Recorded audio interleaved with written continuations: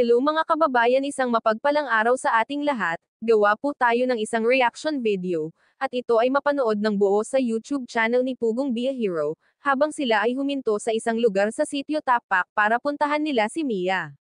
May isang binatilyo naglalakad na walang tsinelas. Nakayuko at tila problemado ang binatilyong ito, siya pala si Gerald, kulot ang buhok. At may kamukhang artista na anak ni Piolo Pascual na si Inigo. Panglima siya sa 7 magkakapatid. Tinanong ni Sir Paul kung bakit malungkot siya at ang kanyang balikat ay bagsak, halatang may iniisip na mabigat na problema. At kinausap nga ni Pugong Be a Hero kung bakit malungkot siya. Namroblema pala siya sa kanyang pag-aaral, ang sabi niya gustong-gusto niya mag-aral. Kaso tumulong siya sa pagbabukid ng kanyang tatay. Kaya bihira lang ito nakakapasok sa school, dahil na rin sa matinding kahirapan nila minsan walang bigas na may saing. Walang perang mabaon pag siya ay papasok sa school.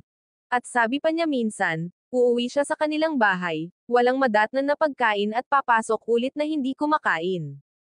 Habang siya ay nagkwento kay Pugong Be a Hero, hindi maiwasan na tumulo ang luha ko.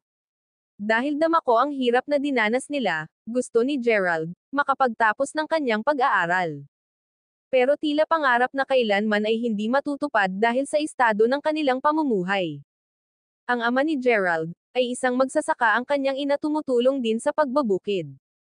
Pero hindi pa rin sapat ang kinikita nila, ang isa pa sa problema niya minsan na nga lang makapasok sa school. Dahil sa tumutulong siya sa gawain sa bukid, wala din siyang cellphone na magagamit sa pag-research, lalo na sa panahon ngayon na napaka-importante ang cellphone or laptop sa pag-aaral ng mga kabataan ngayon. Pag wala ka niyan mas mahihirapan sa pag-aaral. Tinanong siya ni Sir Paul kung ano ang kailangan niya sa kanyang pag-aaral, sabi ni Gerald, cellphone para magamit niya sa kanyang pag-aaral. Kwento niya dati ay top 5 siya sa grade 10, pagdating ng grade 11 achiever na lang siya. Gawa nang wala siya magamit sa pag-research kaya malaki ang kawalan sa kanyang grade. Si Gerald ngayon ay grade 12 na at may pangarap na maging polis, pero hindi alam kung maipagpatuloy pa ba niya ang kanyang pag-aaral pagkatapos ng kanyang senior high school.